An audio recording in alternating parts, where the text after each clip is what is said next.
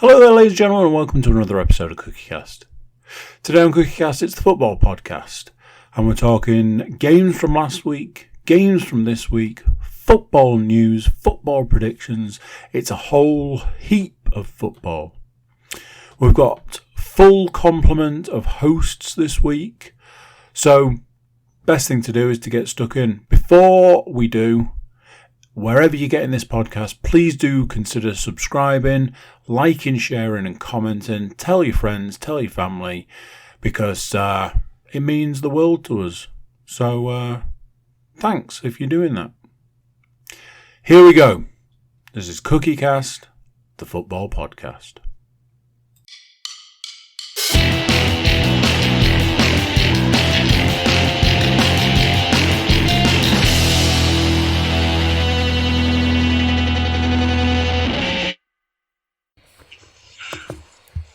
Recording in progress. There you go, you see, recording in progress. Not the wrestling variety, though. That's a different podcast. This is Football Podcast, and it's got an amazing name, and that name is Football Podcast. And then, what series it is, and the number of the week, and sort of put a cross-podcast spin on it. Do you reckon if Amy was to find out the name of this podcast, she'd vote for all other podcasts to beat it in a head-to-head situation? Yes, she would be like, which podcast are you going up against this week? Oh, it's the Joe Rogan podcast. Right, okay, I'm rooting for Joe Rogan this week to pip you at the post. As every week, it's so close. We need to sort of I think we need to try and monetize that by sort of capitalizing on something. Like, basically, what I might do for Christmas is I might sign her up as a supporter of the Washington football team or something like that, and just get them to send her merchandise every month or something like that. Yeah, do they do like a loot crate for the Washington football team? God, I really hope so. Either that, or I'll just basically sort of I'll try and befriend Chase Young on WhatsApp and Twitter and stuff like that, and I'll just pester him every day until he sends me signed jerseys and stuff like that, and then she'll just have to like. I mean, it's that time of year. We are coming to the end of the year, and that thing that Stu really loves and I really love in November is coming. So, I've got one word for you, Paul, and that word is cameo, baby. I'm just saying, I imagine you can find quite a few Washington football team players who are like, hey, I'll do you a cameo. What's the name again? So, yes, as podcasts gone past, we used to love starting any podcast and then talking about a completely different subject. So we brought it back to talking about NFL football on the football podcast. So, little throwback there. Full boat this week. We've got everybody. We've got all the hosts, the co-hosts, and me, the rudder, some might say. That's my porn name. Right, so bear with me because there's a lot of numbers coming your way. We had 6 games to predict. Now, at moment of recording, one of the 6 games is in play. Isn't that right, Stu? Yes. And yes, it is. I'm reliably informed by a rival podcast host that there are only 3 games to predict this week. What a strange time to be alive. So, we might do a little higgledy-piggledy kind of thing. We might talk about 5 of 6 games, 3 of 3, and we might even fit the news in before we get the result of the 6th game from, technically, last week. Anybody else confused? If you're not, always check out how many people on the football podcast are drinking beer.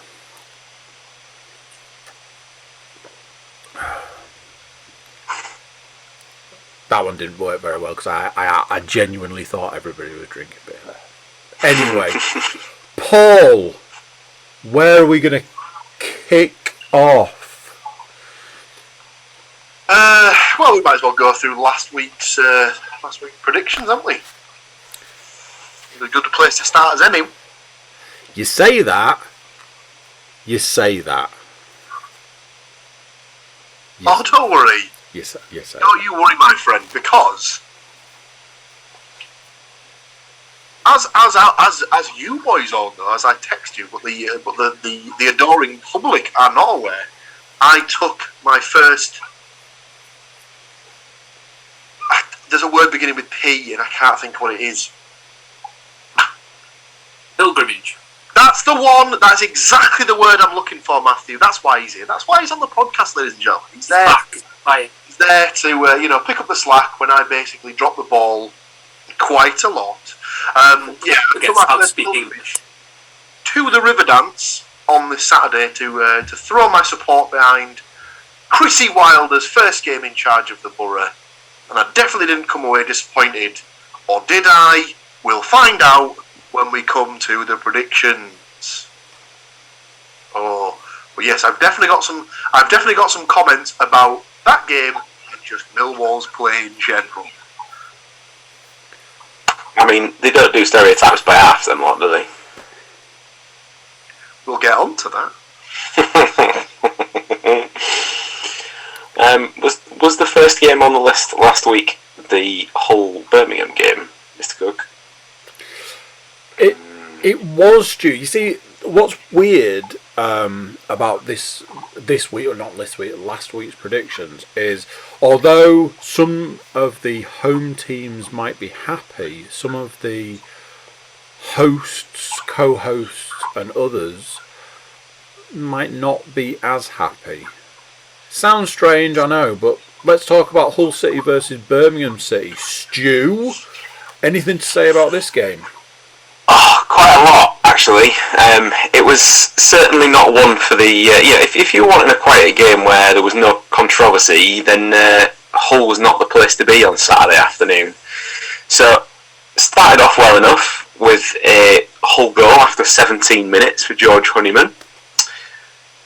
All fine, from a Hull perspective, except for, if you actually watch the replay of it, the cross which he scored from, all of the ball was over the touchline, not picked up by any of the officiating staff. Oh, Paul has something to say. No, but sorry. I realised that I had my mute on, but I was tutting. But yeah, essentially, ball went out of play, just outside the left stick, but it got pulled back across by Longman and then tapped in. Birmingham had actually stopped playing because they'd seen the ball go out of play. The referee never blew. And as you're taught from possibly the earliest age in sport, play to the whistle, boys. So, whilst it's... Yeah, I mean, we shouldn't gloat about it, because it definitely was out, but yeah, we need all the luck we can get at this point in time. Speaking of which, on 43 minutes, they had Gardner sent off for everybody's favourite footballing attack, the headbutt, which, as we all know, if you've seen actual football, they never go and nut somebody properly. They just sort of put their head against the other head and push them marginally. But yeah, he did get sent off. So that made the second half a little lighter in numbers on their point. So decided that Hull could actually score a second this time. So Keane Lewis Potter crossed from the right wing to the back post, and not only did they score from this, not only did Malik Wilkes score that goal, but he even left the ground to head the ball. He actually jumped. I mean, it's to die in art from the Hull Strike Force. So I'm pleased to say that they've brought it back. So yeah, final score: Hull 2, Birmingham City 0. So for the Hull fan amongst us, big win, loves it. 2-0. Everyone's happy. Points in the book. Or is it points in the book? Let's find out, because the closest was Paul, because he correctly predicted 2-0. Unfortunately, Paul picked the wrong team. Do you know what doesn't get you points, boys? What doesn't get you points is when the other 3 people on the podcast went with a 1-1 draw. It's alright though. It's fine, because at least of the 2 people that scored for Hull, between 4 of us, we're definitely going to get one. Oh, wait, no, that's right. We didn't get a single one of the goal scorers. So, if you're following along at home, get your calculators ready, because that's nothing for any of the scores, and no goal scorers equals 4 bagels to start the week. I'd like to say I think I can see where this is going already, but I don't want to flash ahead. It's probably a good point to drop in, when the fun stop and all that business, because this just shows why the book is making money. Oh, it's hilarious because it's, soul-crushingly bad. But it's okay, because Paul's going to tell us about the football game he actually attended, ladies and gents.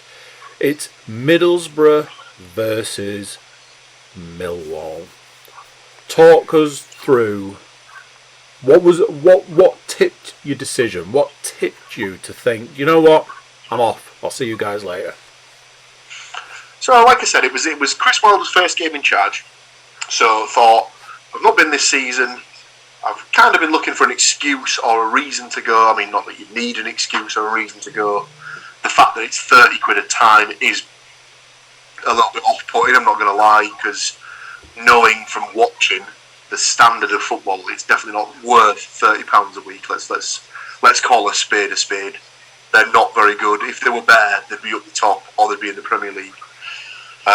So it's a thing that needs addressing, really. They need to sort of, in the wider sort of footballing scheme, I think they need to bring in a cap on ticket prices across the board, really, because it's a bit stupid that you're paying the better part of it, and that's for like the cheapest seat in the borough as well. Like some of the game ticket price is like 36 quid, so it's not cheap.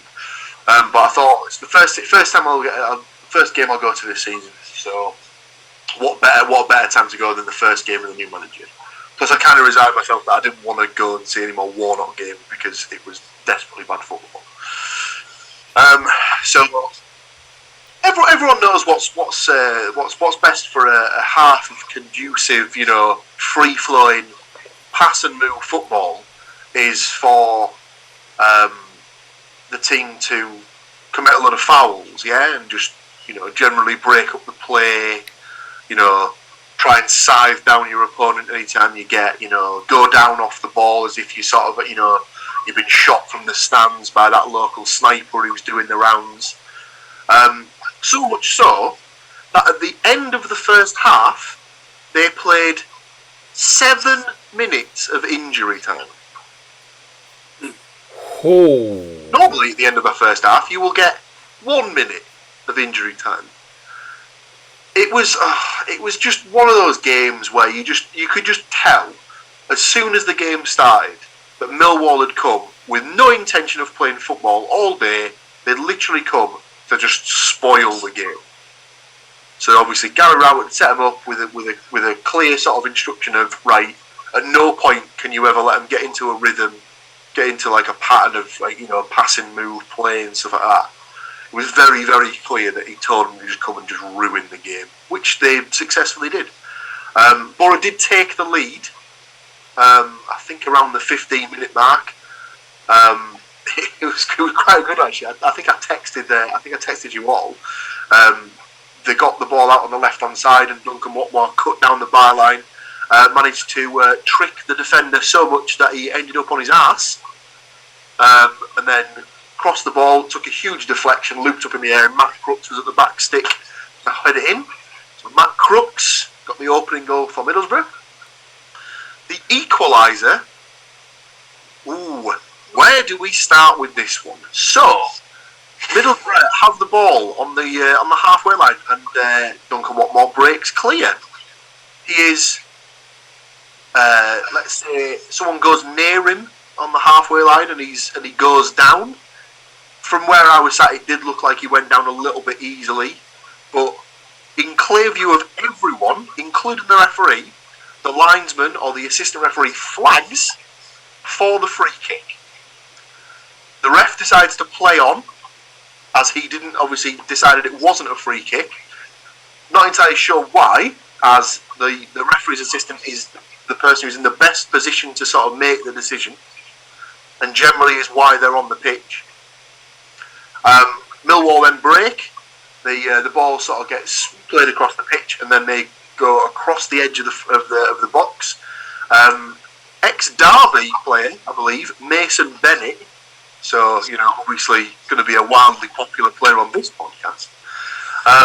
Decides to, as he's going across the box, forearm smash Paddy McNair in the face, which is not given as a free kick. It is just the player is allowed to continue.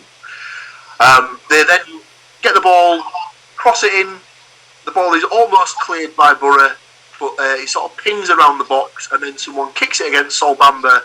The goalkeeper slides, loses his footing as he goes to get the ball, and the ball just trickles into the goal. One of the worst equalisers I think I've ever seen. It might have been topped a couple of days later, but we'll get onto that later on when we come to discuss the second game Borough played this week. But yeah, after that, it was very much a case of Millwall were very much content just to sort of continue going back to just spoiling the game, just little niggly fouls here and there, just going down when they could to get the tempo and rhythm out of the game, and it petered out to a 1-1 draw. Yeah, it was 1-1. Do you remember the game before where three of us predicted a 1-1 draw? And that wasn't the score in that game. Yeah. Paul, you had Borough down to win. Stu, you had Borough down to win. I had Borough down to win. Luckily for us, there is one man who in the dark of the night saw in the distance, this has got draw written all over it. Didn't quite get the 1-1, he did go for a Desmond, but it does get him the point. Matthew Moore takes the first point of the week. That's important for a reason. He could clearly see Millwall dancing in on their horse, on their shithouse horse from a week ago. And you could just see him dancing in just to ruin the game and just spoil everyone's fun. I know it doesn't particularly help with what followed, but Watmore did himself no favours with that. Like you said, he definitely. I've seen the highlights of it, and he definitely did go down easily. Which is why I think when then McNair took a forearm that 90% of the WWE roster will be proud of to the face, the ref was like, "Nah." I think he'd already been swayed by that point because of Watmore and his, for want of a better word, trickery. One thing I'd completely forgotten about that's just reminded me now because we're discussing McNair. In the first half, he also took an arm to the face and was bleeding. So he'd earlier in the game taken a forearm smash to the eyebrow and was cut open. So again, just another. He did a blade job, obviously, and yeah. As I mentioned, Matt did take first point of the week. And when I put Crooks down to score, I get the second point of the week. That's very important, people. Now, I know it's difficult to hold those 2 points. You might want to write them down. Make a little note somewhere of the 2 points.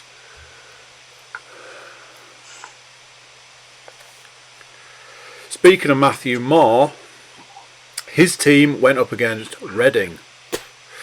And, well, I'm not saying there's a pattern here, but Matt, what was the score in this game? Talk us through this one. Well, Forest made the local trip to Reading, local to York.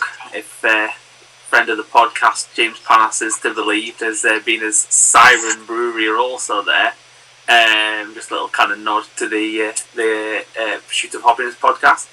Everyone knows that Wokingham is just outside North Yorkshire. It's been there for years. Which is just outside of Reading, so it's all dead nearby. So yeah, they made the trip across the country to Reading. A team that Forest kind of do struggle against sometimes, but took the lead with an absolutely fantastic finish from Philip Zinkernagel. This absolute cracking finish, and then due to reports that I read, then proceeded to sit back, which is not something that there's been really something that's been seen at Forest since Steve Cooper got there, but sat back, and as I've alluded to on the podcast before, I don't know why Forest sit back, because their defence is not very good, and of course conceded a goal from a set play from somebody who I was surprised is still playing, Scott Dan. I was like, when his name popped up, I was like, Jesus Christ, is he still playing? But apparently so. He's apparently playing at Reading. And then I think Forest tried to kind of turn it round by putting different players on, but couldn't. And they finished with a bit of a sour note with MacLeod getting injured. And he's probably out for 2 months, which, considering the smoggy scum are going to take one of their players back that they didn't want at the start of the season, leaves us with no wing backs by the time January comes around. So, yes, it is becoming more and more likely that Mr. Spence will be returning to the fold. If the performances of the current right wing back have been anything to go by over the last two games, good Christ, he can't come back quick enough. Let's just put it that way. He's very attacking, would be my kind of thing. I watched. We'll come on to last night's game. I watched last night's game, but going forward, he's good. Positionally, he spends a lot of time running back as fast as he can to get back into position, and then flying straight past the winger that's gone, oh look, this guy's coming at like 100 miles an hour, so I'm just going to stop and do like a nice little turn here, and he's just going to go careering straight past. He's a very talented player. No great shock as to why Neil Warnock wasn't a fan. Yeah, defending is not a priority. So, fun little game. Hands up if you put Nottingham Forest down to win this game. Stu, yeah. Hands up if you put down a draw. Yeah. Do you know what makes it even more of a that it was 1-1. Matt did go with a 2-2, so he just gets the 1 point. But obviously, he could top that up by putting Zinkernagel down to score one of the 2 goals he predicted. Yeah, that's right. So, here we go. Halfway through the week, Paul out in the lead of the people in last place with 0 points for the week. Stu backing him up, 0 points. I've got a point. That's how bad a time we're having here.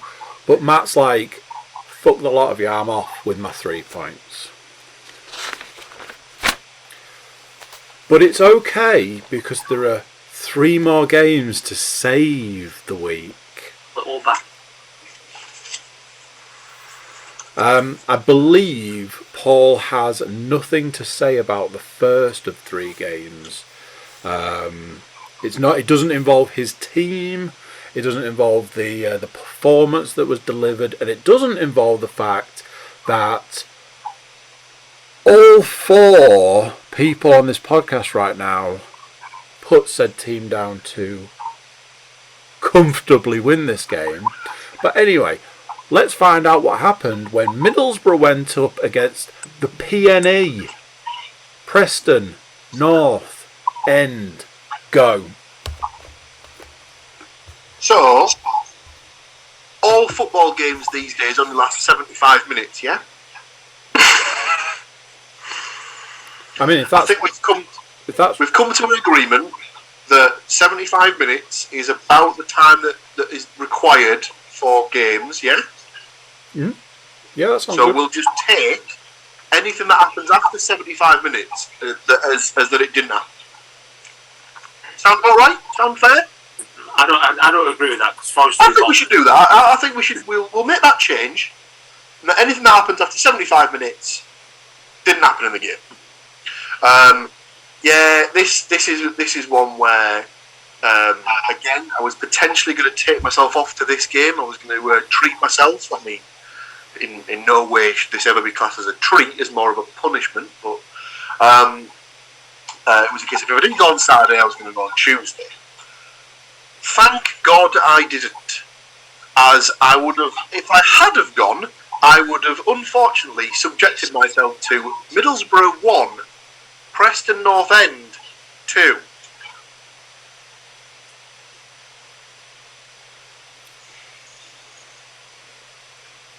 First Middlesbrough goal, a header direct from a corner, which was the first time in God knows how long that's been the case. But it was a Paddy McNair header from a Johnny Howson corner. It was quite a nice goal actually. He met the cross very nicely. Just powered the header into the back of the net. And like I say, up to about the 75th minute, absolutely coasted. Pretty much under no danger at any point during the course of the game. And then Preston get a corner on the 77th minute. And they basically do a carbon copy almost of the Borough opener, and Ched Evans heads in the equaliser. We then travel to 4 minutes later, and what can only be described as the most comical attempt at defending I think I've ever had the misfortune to watch caused the Preston winner. So Preston are on the attack, the ball breaks in the box, it's absolutely no danger. You've got Sol Bamba stood pretty much next to Paddy McNair. The ball's there for either one of them to clear. Sol Bamba goes to clear it and smashes it completely off the back of Paddy McNair's foot. The ball drops to Emil Rees Jacobsen,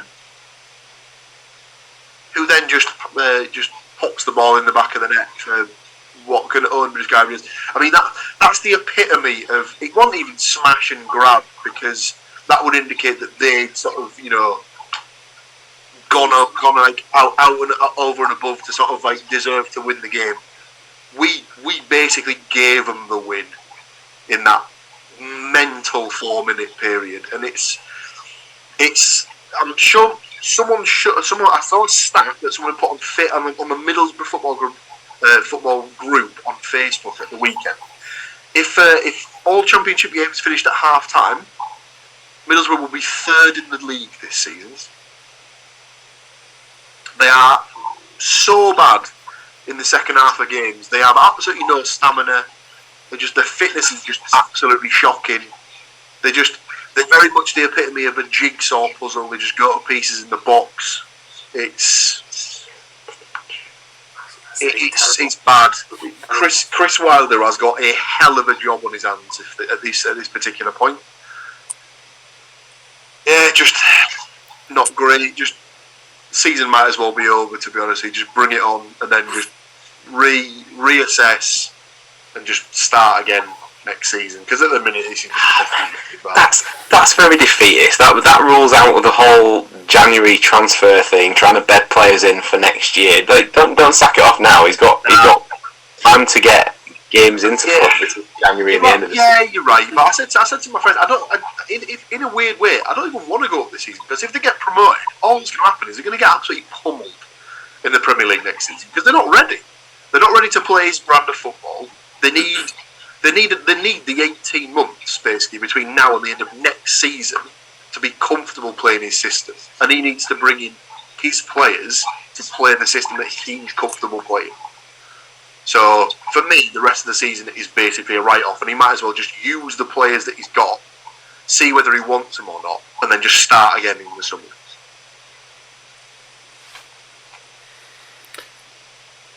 Well, as I may have mentioned, we all put Middlesbrough down to win this game comfortably for some. I was the only one that was just like, yeah, I'll give Middlesbrough the win, but only just. And as I'm sure you can imagine, with 2 Preston North End goals and nobody predicting a Preston North End goal scorer, points are almost nothing. Because there's one man, ladies and gentlemen, stands out there in the darkness and says, do you know something? I see Paddy McNair banging one in the back of the net. And that man is Matthew Moore. Another point for you, sir. Speaking of points, speaking of Matthew Moore, let's talk about his team and their night out. I don't know what you'd call it. You know, they went up against Luton Town. Just goals left, right, and centre in this game, wasn't there, Matt? It was. I'm being a homer here.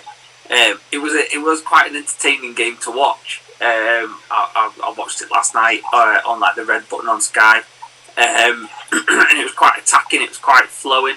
Both teams kind of gave it a really kind of good go. Forest, I think at the moment, you know, podcast favourites Lewis Grabban can't play too many matches on the bounce, and with playing Saturday, Tuesday, then Friday, they rested him last night and played Lyle Taylor, and he tries really hard. I mean, I can't really say anything else apart from that. They looked more of a threat when they were down to 10 men and they'd taken him off to put a defender on to replace the person who got sent off, because Johnson went up front and was, he's got a bit more pace, he's got a bit more about him. He's a nasty little shit, but he's, you know, they kind of. I mean, I watched it last night. I was pleased with the performance, and Paul will kind of follow this up. I'm not liking the attitude of the team. They're very whingy. They go hunting the referee in packs. They're whining all the time. They spent a lot of yesterday complaining about decisions, and you know, the game was off and being played, and there were still 2 of them complaining either at the lines, the lines person, because there was a female liner yesterday. I mean, the main talking point of the match was Jack Colbert getting sent off. So he played left back yesterday. Got a really stupid first yellow card, just like a daft kind of challenge in the middle of the park where there was nothing really happening. And then the second yellow card, he just decided to play rugby in the middle of the penalty box. Took the man out. Second yellow card, sent off. And then Luton had a penalty. And to be fair, someone who's he's kind of got back into the form that he had when he first joined Forest. But it's, you know, starting to come back around again. But it's been kind of kind of took a lot of crap in the past kind of year. Samba saved the penalty, and not kind of decent save. He saved it with his feet and managed to. It kind of went over the bar and behind for a corner. But I don't know. Neither team looked like they were going to score, but it was quite an entertaining game to watch. But and due to neither team looking like they're going to score, neither of them did. So that'd be lovely, tasty points of none. We are going to take a very quick break, but we're going to be back to talk about what that means for the points our end. 2 secs.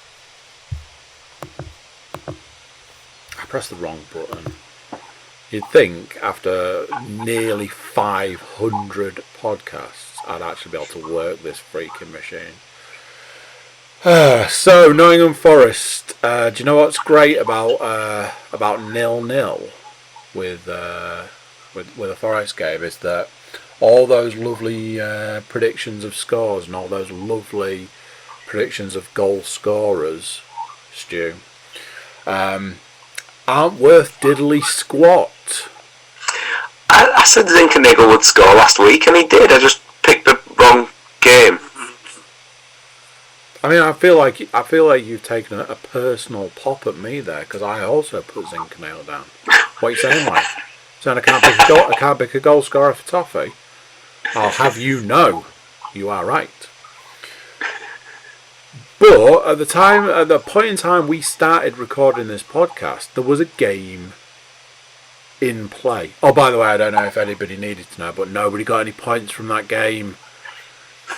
There was a game in play, which, whilst we've been sitting here chatting football, that game's been going on. This is it, boys. It's the last chance to turn the week around. Can we do it? Somewhere we might be the Hull City of the podcast. Stu. Mm-hmm. When we started, Hull were already doing the business. How did it finish up? Well, in the battle of the two cities, Cardiff and Hull, it finished Cardiff 0, Hull 1.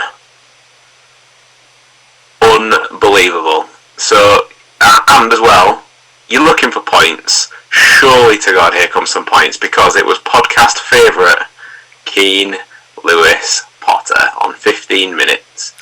I'm not sure what's more of a shock, the fact that they won 2 on the bounce, the fact that they held a lead for 75 minutes of a game. The bit that's not shocking is Hull had apparently 38 to 62 possession, had 1 shot on target.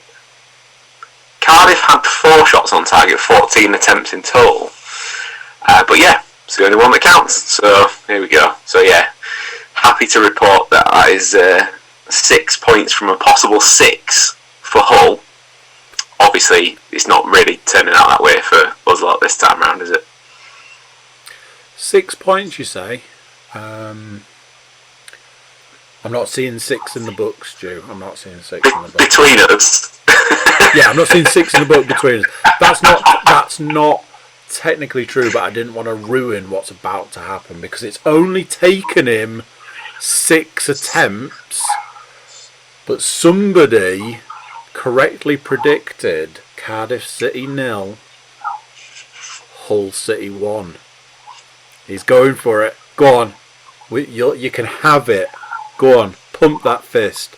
Paul Williams, 2 points for you, sir. I actually go for that. Unbelievable. 0-1. Congratulations on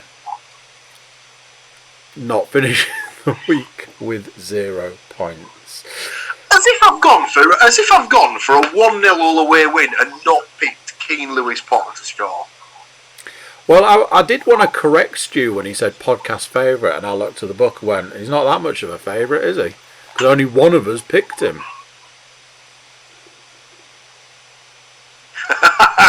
Hello. Stu, your reverse psychology did well. You heavily backed Cardiff City to the point where you couldn't pick Hull goal scorers, so no points for you. Matthew Moore was on a week of draws, but to make his Cardiff City prediction easy, he picked himself.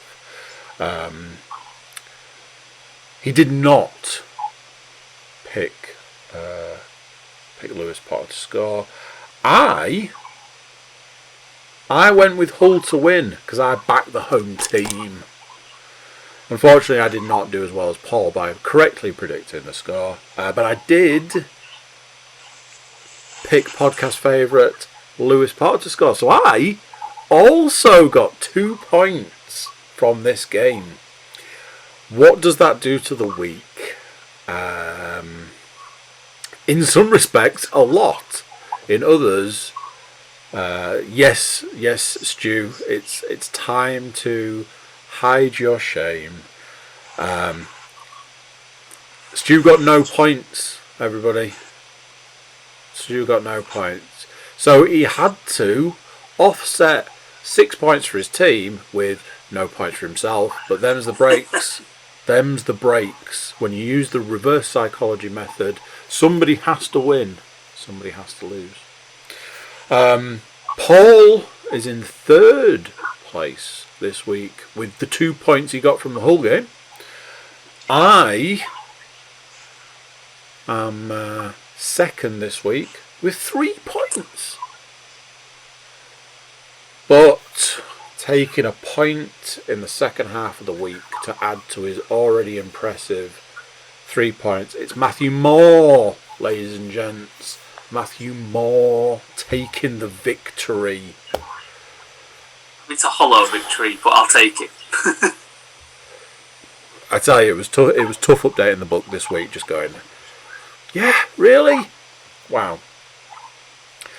Football podcast with football experts. We really know our teams.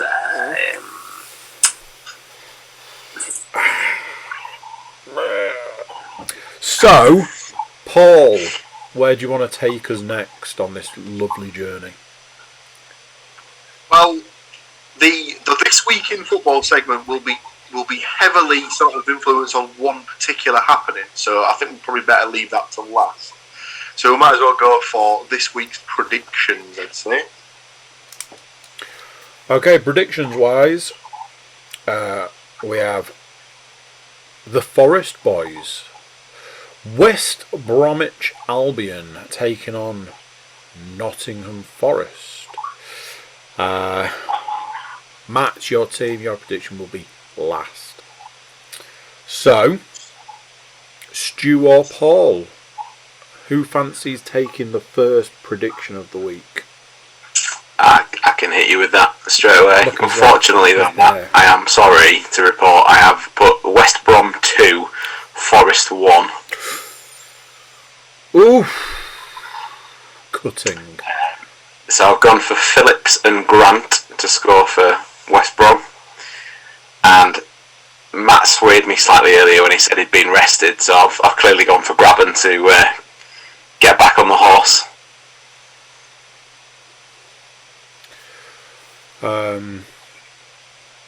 I've taken it real simple this week with my predictions. I just want to see home victories for the podcast crew. I just want to see home victories. One with a 1-0 Nottingham Forest win. But I was like, do you know what? Every week, Graben's there. He's in the book. Not this week for me. Lolly. Because I'd also been giving, because I like obviously saying the name Zinkernagel week in, week out as well. So I thought I'd give that a rest. So it's Lolly for me. Paul? I'm going to go for a 1-1 draw. Interesting. Scorer?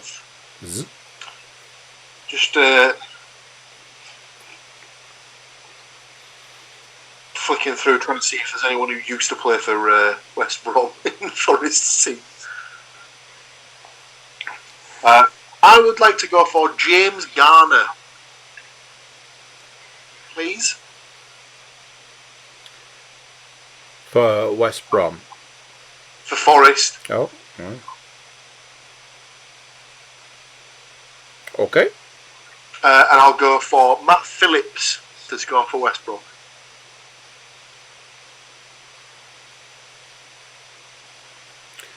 Okay.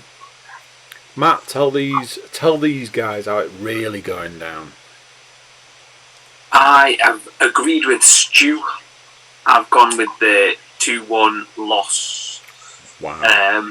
Away from home. I mean, I know West Brom seem to be rounding into decent form. They're third in the table, are they? Something about that. And like I said, the defense, the Forest defense is starting to look shaky, and we're starting to lose players. And like there was times like last night where Luton were just running all over them. So I've gone for Grant and Jordan Hugill to score for West Brom, and Brennan Johnson to get one for Forest. I like the Lolly pick though because he's a local lad. He's from that area. So don't think he's full yam, but you know. Lovely stuff. So, Huddersfield are taking on the mighty Borough. Like I said, I'm keeping it simple this week. Keep it simple, stupid, and I am indeed simple. So, I've gone with Middlesbrough 1, Huddersfield nothing. Not a single thing. I've gone with Sporar to score the 1 goal for Middlesbrough, which will win this game.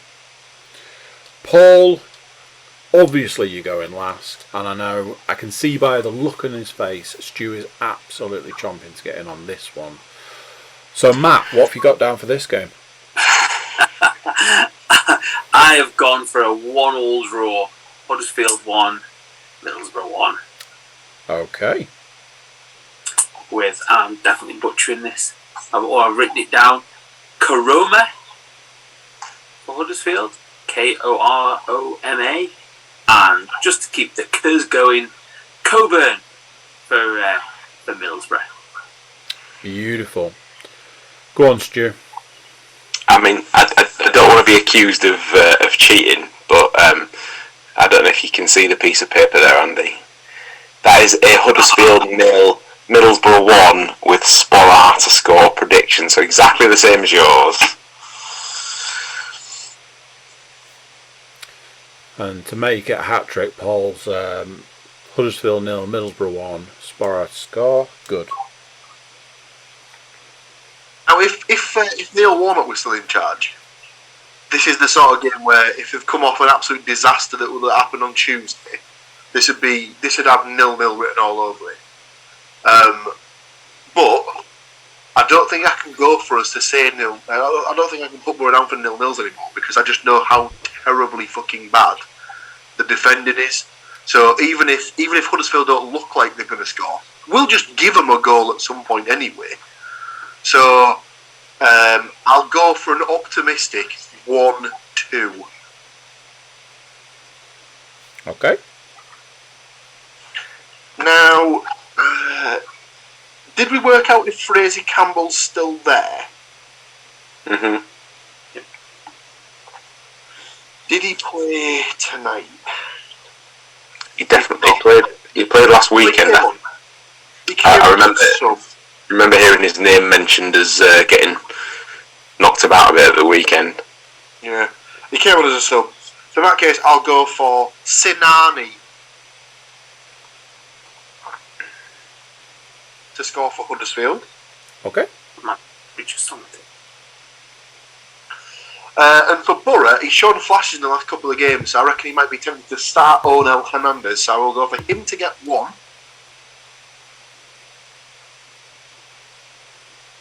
Mhm. And I reckon they might keep the trend of getting a set-piece goal, so I'll go for Sol Bamba to score. To pass it across the face of his own goal. I mean, he got an own goal and basically an assist in the last fucking game, the last 2 games. So he might as well stick one in the right net for a change.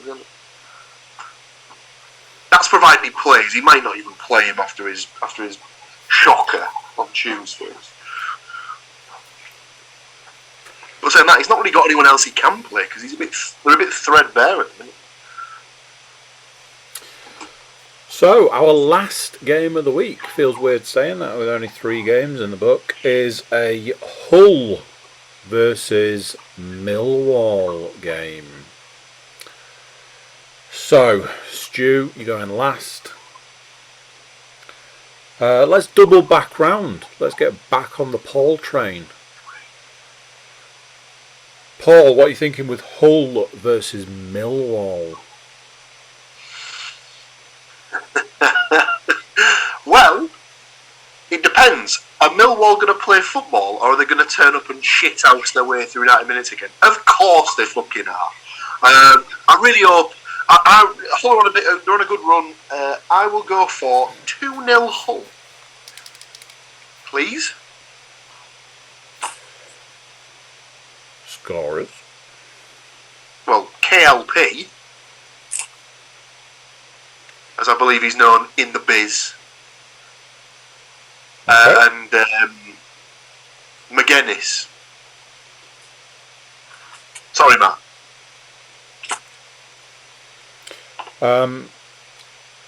I am in a similar vein to you. Like I said, I wanted to keep it simple this week, so I've gone 1-0 for Hull. Lewis Potter obs. So Matt. I have gone also a similar vein to you, so we're all putting the curse on Hull this week. I've gone 2-1 to Hull. Give up a goal. I'm gonna change mine a little bit because I don't want to be the same as everyone. Now I'm going to be furious when he scores. So I'm going to go McGuinness and Honeyman. I've removed Lewis Potter from my goal scorers, so when everybody else has counted up them lovely Lewis Potter points, I'm going to be absolutely stopped, as it's known as up here. And for Millwall, Matty Smith, because he's a kind of lanky jackass striker that Millwall love, and if they're playing dirty football, he'll definitely score. Shots fired. But are those shots on target? That's the question. Stu, let's hear what's actually going to happen in this game. So you know how in the last 2 weeks, obviously I got no points from the games, but also I've predicted them to lose, and then they've gone on to win. Well, I thought about doing that again, but then I also thought about the fact that we've somehow got Middlesbrough sloppy seconds from the other week, and I thought, if they're going to travel up north, and they're going to, as Paul put it, shithouse their way through the game, they got a 1-1 result last time, so why not get a 1-1 result this time as well? So I've gone for Hull 1, Millwall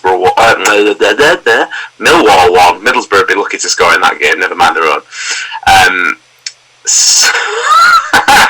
So for Hull, I have gone for McGuinness. He is overdue, big time. And to fix it for Millwall, I have gone for Saville.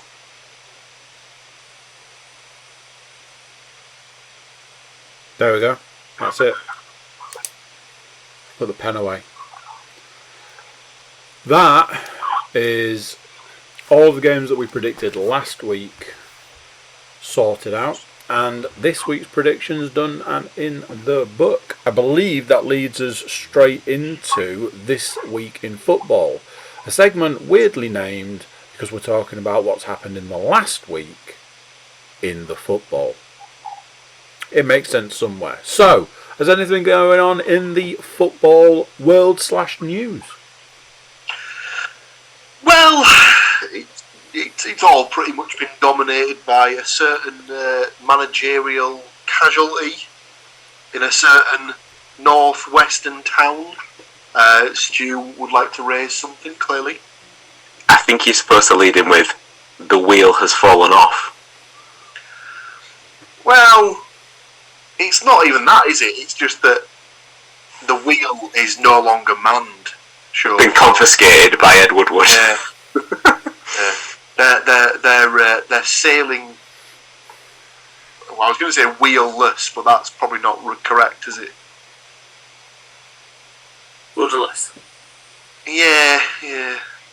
Basically, what we're alluding to is it finally happened. Man United finally got so bad that they decided that enough was enough, and they couldn't persist with Ole Gunnar Solskjaer if they're going to Watford and losing 4-1. So on Sunday morning, Mr. Solskjaer was asked to remove himself from the ground, from the position of manager. Probably at least 2, if not 3, 4 weeks too late, really. Mm-hmm. arguably. Well, he got the benefit of the international break, didn't he? They sort of give him that 2 weeks to sort of reset, get everything in order, playing against a side that they should absolutely be beating, and got stuffed big time. Wasn't even close, was it? At no point was he ever in the game. The fact that Watford could have scored more was the most damning thing. So Watford technically missed 2 penalties in this. I know that it was the first one was missed. They scored the rebound, but then it was a retake, and then the retaken penalty was also missed. So it would have only counted for 1 goal. But technically, they missed 2 penalties. They missed a handful of other chances. It could have been much worse than the 4-1 that it ended up as well. It's been a slow, steady decline since arguably the end of last season. I didn't know if it was maybe time for him to go after they lost the Europa League final, personally, because that game, I remember watching that game with previous podcast alum Mr. Panas. Actually, I was watching it with him, and I thought the writing was on the wall then, because it was that sort of thing where they should have won that game 10 times over, and it was a case of is he just going to be one of those managers who's just destined to never win a trophy? And it's come to pass that certainly with Man United he won't be. So it's a very strange situation, because I actually watched a bit of it. They played in the Champions League this week against Villarreal, and it was exactly the same team, exactly the same set of coaching staff minus Ollie, and not only did they play well, they looked up for it, but I think the most telling statistic from the entire night was that in the player ratings, Fred got 9. That guy has been missing for months and months and months, and yet the first game without Ollie, and he's like pulling in a 9. I hate it when this happens though, when like it's Solskjaer's always going to be a club favourite at United. He's always going to get everybody's going to look at him through those rose-tinted glasses for what he did as a player. But there was clearly something. He's quite mild-mannered, but there was clearly something in his demeanour that the players didn't get on with. Maybe they thought he didn't have enough of a killer instinct to him as a manager. Who knows? Because he was always really nice and friendly and don't worry about it, we'll sort it out next time, sort of a demeanour about him. Yet the first game, essentially in a knockout tournament as well. I know it was technically a group game, but they needed to pull a result to get through, and they just went and did the business away from home as well.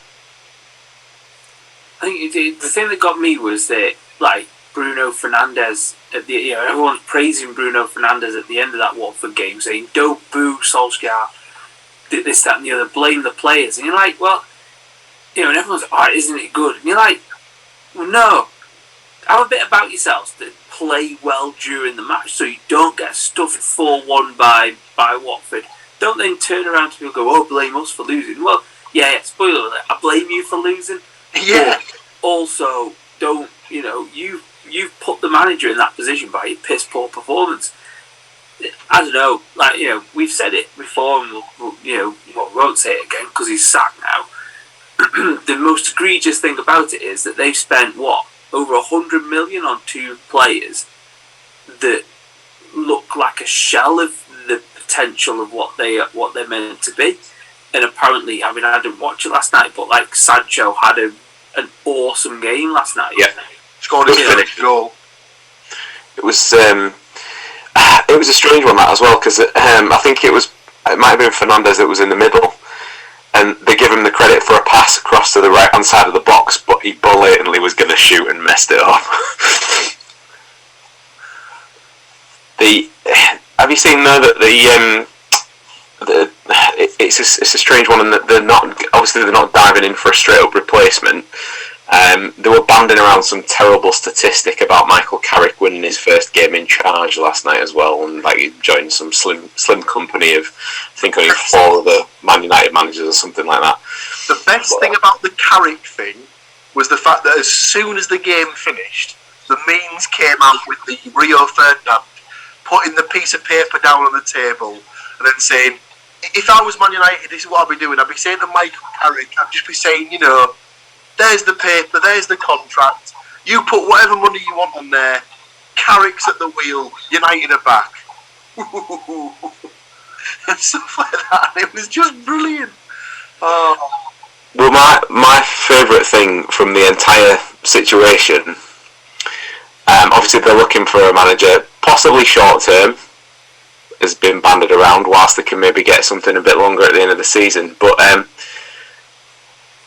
everybody that's listened along before will know that we've talked about Newcastle previously, and will remember that Steve Bruce is out of a job currently. So Steve Bruce didn't put himself forward in the media for this. His son did.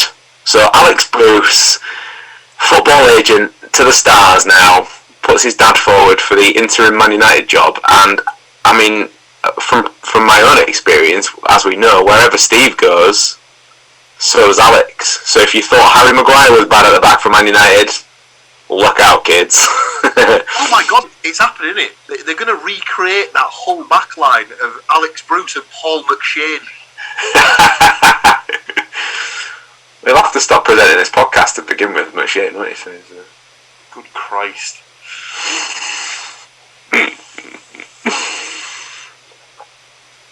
I hadn't heard of the guy who did, I mean, probably through my just lack of football knowledge, but Ernesto Valverde apparently is the... Yeah, he was a previous Barcelona manager. So there's a couple of rumours out there. So yeah, apparently they've opened talks with Ernesto Valverde as though to appoint an interim manager until next summer. I saw a couple of things on Twitter about like certain United fans saying it's typical that United would appoint an interim manager, or they've appointed an interim manager until they can get the interim manager in to take it to the end of the season. So if they're going to do that, why don't they just say Carrick just takes it till the end of the season, or Carrick and Fletcher just between? But I suppose if they start off well, it gives them a bit more time to kind of not make that decision, kind of thing. But I think it's that is that thing of they're inexperienced and you don't know how good they're going to be. So you perhaps want to get your guy in, or whoever you're getting in time. But if it's going to take a little bit longer than a few days, it's a thing. But what you can end up doing is they can end up boxing themselves into the same position as what they did with Solskjaer. He was only meant to be interim till the end of the season, then had a really good kind of thing, and he was like, "Shall we give him the job?" All right then. And then you kind of like 12 months later thinking, "Oh crap, we're stuck with him now," and because he's a fan favourite from his career there as a player, it's like nothing you can do with it, kind of thing. It's that's it. We're stuck with him until kind of thing, and that's what they're going to avoid, kind of thing. Moving forward, obviously, we also shared and chortled at the people asking Wayne Rooney about possibly taking the Man United job as well. I mean, Jesus Christ, because of the stellar job he's done at Derby. It was the whoa! They're back in positive points now. It was the hilarious banter around the fact that he felt he had to distance himself from the job, like there was ever a chance he was going to get it. It's like, oh, come on, mate. At least have a little bit of nous about you and realise that it's basically people trying to wind you up, you mug. People will throw anything out there, won't they? Yeah, but I don't know. I imagine that Carrick will still be in charge come Saturday, or I say in charge, he'll still be running the ship come Saturday. Would they even be tempted just to say let's just leave it until the end of the year and go again in January? Or you'd imagine that they'll potentially want to have a guy in place when the transfer window opens in January, in case he wants to bring in a couple of players to supplement the squad and stuff like that. But I also did think it was rather ironic that the last go of the United Solskjaer era was scored by the guy who couldn't get a game under him for love nor money, in Donny van der Beek. Thought that was quite telling.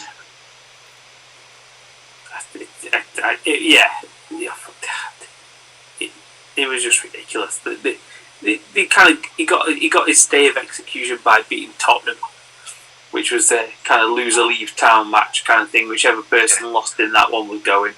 And just think, now both of those managers have gone, and they probably weren't really good enough, not good enough to do the jobs that they were kind of employed to do, kind of thing. That Nuno seems to be a team builder, and then can't take them any further.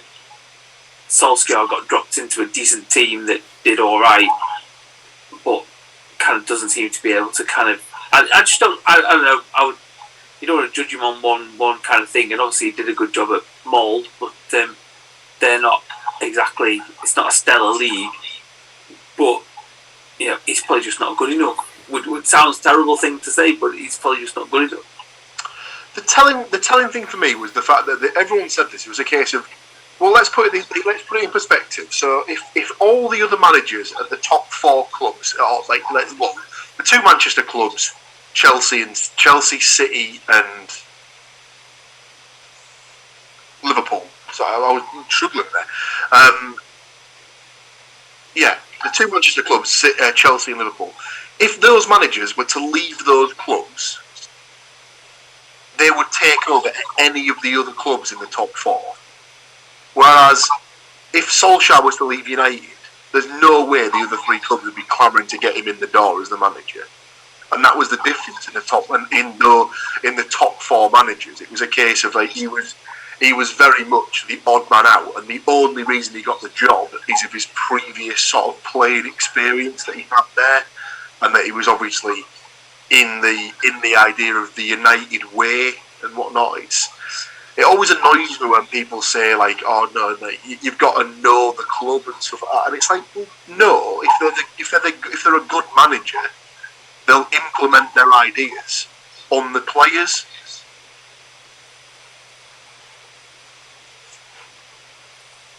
Well, yeah.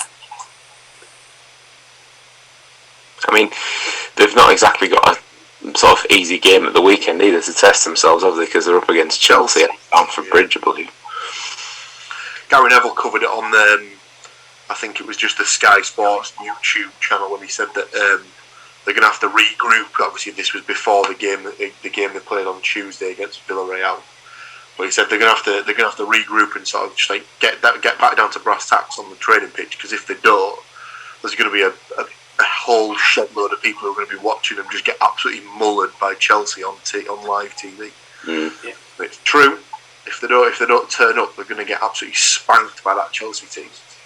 Just on that note, Chelsea at the minute, I know they've signed Lukaku for a ridiculous amount of money, but their defenders, it's unbelievable the amount of goals their defenders have scored for the team this season. It's ridiculous. Hasn't Lukaku been injured though, so it's sort of worked quite well for him. It has, but obviously, even before he was injured, I think he played something 3 or 4 games without scoring, and they just kept getting bailed out by the fact that Chilwell scoring 3 games back to back. Reece James got 6 for the season or something like that, and he's a right back. It's unbelievable. The goals are literally just coming from the back, and that's about it. Rudiger pops up with a goal every now and again as well. Yeah. It's crazy. So there we go. Anything else news-wise? There's lots of shaking heads over here. Any other business? More shaking of the heads. Oh, Paul still haven't appointed a new manager yet, from my perspective. But that is what it is. I'm expecting the call any day. There we go. That's the week that was and the week that's going to be. I'm personally hoping for to be able to say the words correctly predicted the score and the goal scorer this time next week, but we will have to see. Obviously, good luck to the home teams this week. Nottingham Forest, Middlesbrough and Hull, hoping to get all those juicy wins. I will see these gentlemen next week, and we will all see you lovely people next week. And until then, it's bye from these, it's bye from me. Look, they're all waving, and to see that, tune in on YouTube. See you later, boys. Bye. Cheers, dude. So there you go, what do you think to that? Another week of games done, another week of games to come. Plenty of news, all the good football stuff. Big thank you to all of our subscribers. If you're not currently subscribing, please consider subscribing, because it really helps us, gets the old word of mouth going. You can also check out our website, thecookiecast.com, and you can drop us a line and let us know how you're getting on. That's it for this one. Until next time, I'm going to say bye, and I'll see you then.